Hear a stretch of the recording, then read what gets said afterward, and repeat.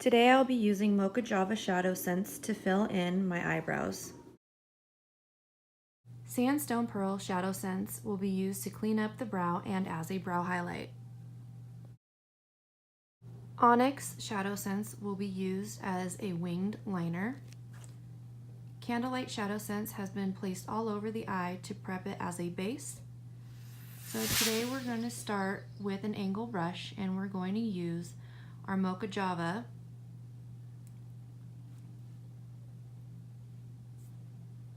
and we're going to use the tip of the applicator and wipe it onto the brush and apply the ShadowSense directly to the brow hairs. I don't recommend applying this product directly to the eyebrow because it will deposit too much color. So you can see I'm using an angle brush and creating small strokes to get the shape of the brow that I like.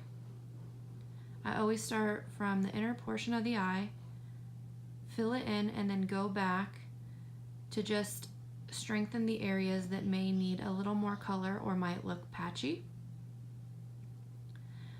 Then I'm going to do the same thing I did to my right brow to my left brow. So using the tip of the applicator, I'm applying color to my angle brush and I'm creating small soft strokes to fill in my brow and get it to the shape that I like. ShadowSense is a product that starts off as a cream but dries down as a powder. So it may look intimidating, but it's actually very simple to use. Once you get the shape you like, remember that your brows are cousins, not sisters, so they're never going to look identical. But you can go back in and try to match them up as best as you can. But if you don't get them to match, that's okay. Sometimes I'll use an NYX pencil just to create almost a two-tone effect or a ombre with the brow, and I just line right underneath where the hair grows in. You can see that this is strengthening the brow look.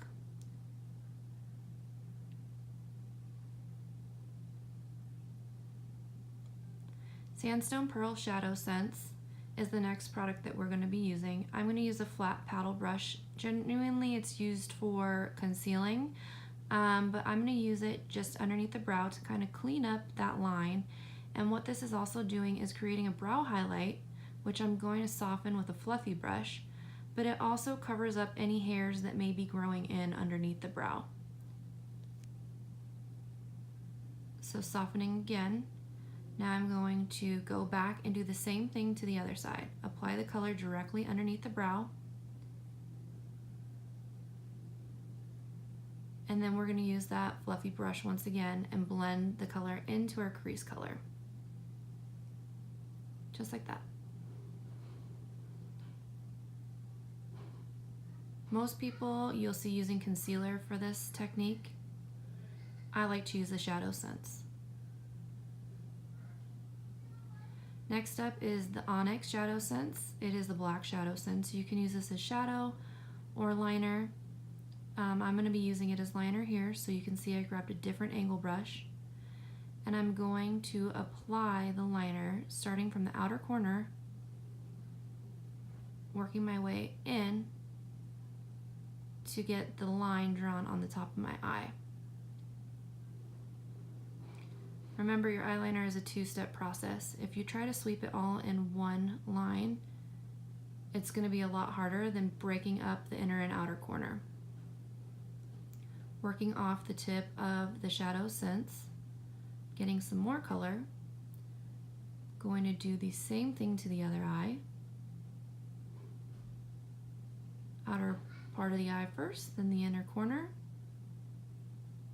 in small sweeping motions. And next we're going to do the wings.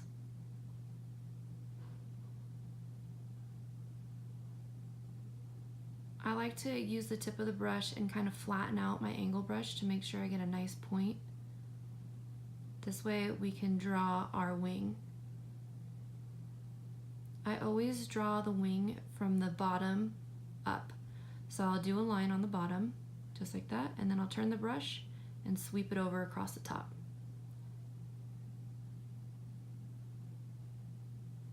Very easy.